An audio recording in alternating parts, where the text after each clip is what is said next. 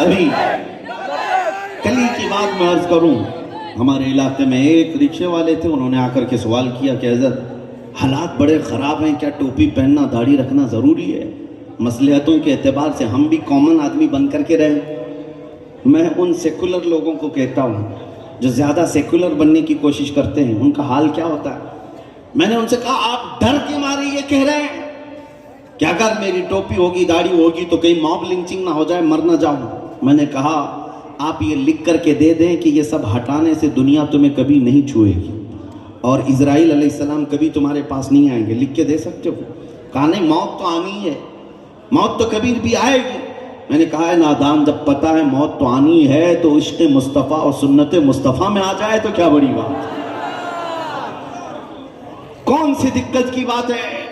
جب مرنا ہی ہے تو حضور پاک صلی اللہ تعالیٰ علیہ وسلم کے اخلاق لے کر کے جائیں۔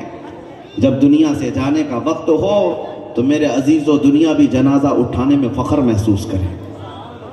آج جن حالات سے ہم خوف زدہ ہیں، ڈرے ہوئے ہیں، ان لوگوں کو چاہیے وہ کربلا کی داستانیں ضرور سنیں، لیکن صرف رونے کے لیے نہیں، عزم و استقلال کو پیدا کرنا ہے، استقامت کو پیدا کرنا ہے۔ ابھی وہ حالات اس طرح نہیں ہے کہ آج کون ہے جو تمہاری گردنوں پر تلوار رکھ کر کے کھڑا ہے کہ تم نماز نہیں پڑھ سکتے، مسجد میں نہیں جا سکتے۔ اتنی ہمت کسی کی نہیں ہے۔ تمہارے لیے آزادی ہے، تم نے اپنے ہاتھوں سے یہ ساری چیزیں برباد کر رکھی ہیں۔ مسجدوں کو تم نے خود ویران کر رکھا ہے، قرآن کو تم نے خود چھونا بند کر دیا ہے، اسلام کو خود ہم نے اپنے گھروں سے نکال کر رکھا ہے۔ اپنی بیٹیوں پر، اپنی بہوؤں پر، اپنی عورتوں پر ہم اسلام کو کیوں نہیں پسند کرتے؟ جب اسلام زندہ باد کا نعرہ لگاتے ہیں تو اسلام تو ہمیں ہمارے گھروں میں بھی اچھا لگنا چاہیے۔ شادیوں کے محلوں میں تو اسلام غائب ہو جاتا ہے، اسلام تو صرف مسجدوں میں دکھتا ہے۔ تو مسجدوں میں اسلام کو باقی رکھ دیا اور باقی تمہاری شادیوں میں، ولیموں میں اور دوسرے تقریبات میں تو کہیں نظر نہیں آتا۔ عورتیں بے پردہ، مرد ناچ گانے پر مصروف ہیں۔ کیا یہ اسلام ہے؟ ہم نے اپنے ہاتھوں سے اگر اس کو کمزور کرنا شروع کیا تو دوسروں پر بلیم ڈال کر کے کیا مطلب ہے؟ حالات جو خراب ہوتے ہیں، اسی لیے کہا ہے کہ خود کسی قوم کی شوکت پر اس وقت تک زوال نہیں آتا جب تک اس کی خود کی قوت فکر فنا نہیں ہو جاتی۔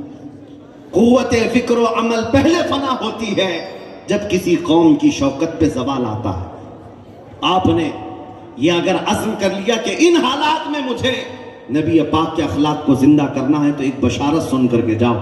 نبی رحمت صلی اللہ تعالیٰ علیہ وسلم فرماتے ہیں من تمسک بسنتی عند فساد امتی فلہ اجر 100 شہید۔ جو ایسے فساد کے وقت جہاں رسول اللہ کی سنتیں ختم کرنے کی بات کی جا رہی ہو، اس زمانے میں اگر کسی نے میری ایک سنت کو زندہ کیا، میرے آقا فرماتے ہیں اللہ اسے 100 شہیدوں کا ثواب عطا کرے گا۔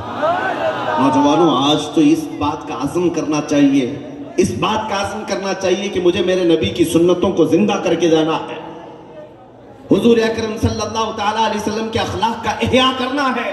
اگر تم نہیں حضور کے ترجمان بنتے تو پھر دوسروں سے کیا توقع رکھتے ہو؟ آج حضور اکرم صلی اللہ تعالیٰ علیہ وسلم تک جو انگلیاں اٹھ گئی، اس کی وجہ کیا ہے؟ ہم نے خود دامن مصطفیٰ سے اتنی دوری اختیار کر لی ہے، اتنی دوری اختیار کر لی ہے کہ پہلے کے لوگ صرف حضور اکرم صلی اللہ علیہ وسلم کے اخلاق دیکھنا چاہتے تو مسلمانوں میں دیکھ لیتے، حضور کی سنتیں دیکھنا چاہتے تو تم میں دیکھ لیتے۔ ایک ایگزامپل میں آپ کو بتا دوں، تمہارا عمل آج بھی دنیا میں انقلاب لا سکتا ہے۔ تمہارا عمل، اور ہماری قوم کس بات کے انتظار میں؟ آسمان سے ابھی مدد آ جانا چاہیے، آسمان سے فرشتے اتر جائیں، زمین سے کوئی طاقت آ جائے جو غیب سے تمہاری مدد کرے۔ تم کچھ نہیں کرنا چاہتے، تم کچھ نہیں بدلنا چاہتے۔ آسمان سے مدد کب آتی ہے پتہ ہے؟ بدر کے میدان میں آئی ضرور 5000 فرشتوں کی مدد، لیکن آپ کو پتہ ہے وہ 313 صحابہ مدینے سے 160 کلومیٹر تک گرمیوں کی شدت میں بغیر چپل کر کے چل کر گئے۔ ریت کی زمین پر آج اگر آپ 2 منٹ کھڑے ہو جائیں، پیروں میں آبلے پڑ جائیں گے، پیروں کے اندر تمہارے چھالے پڑ جائیں گے۔ وہ رسول پاک کے صحابہ تھے، بغیر کسی چھت کے سائے کے 150 کلومیٹر تک چلتے رہے۔ وہ بھی رمضان کا مہینہ تھا، 17 رمضان المبارک کی تاریخ ہے۔ انہوں نے تو جگر نکال کر رکھ دیا میرے آقا کے قدموں۔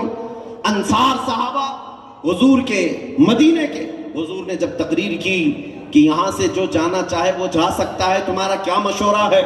انصار صحابہ میں سے ایک صحابی کھڑے ہو کر کہتے ہیں یا رسول اللہ صلی اللہ علیہ وسلم، ہم تو مدینے سے چل کر بدر تک آ گئے جو 150 کلومیٹر کا فاصلہ ہے، یمن کی راجدھانی صنعاء جو 1500 کلومیٹر دور ہے مدینے سے۔ وہ صحابی کہتے ہیں آقا اگر آپ یمن کے صنعاء تک بھی ہمیں اس طرح چلائیں، ہم پیچھے مڑ کر کبھی نہیں دیکھیں گے، ہمارے سامنے اللہ کا رسول ہے۔ یہ عزم تھا ان کا، یہ استقامت تھی، انہوں نے تو جگر نکال کر رکھ دیا تھا۔ تب اللہ کی مدد آئی، تب 5000 فرشتے اترے، اور ہم گھروں میں بیٹھ کر کے گانے سنتے رہیں، سیریل اور ٹی وی دیکھتے رہیں، اور روزانہ یہ انتظار کرتے رہیں اللہ کی مدد کب آئے گی۔ اللہ کی مدد آئے گی، تم خود اپنے اندر سے انقلاب پیدا کرو، تمہارا ایک عمل لوگوں کے اندر انقلاب لا سکتا ہے، یہ میرا یقین ہے۔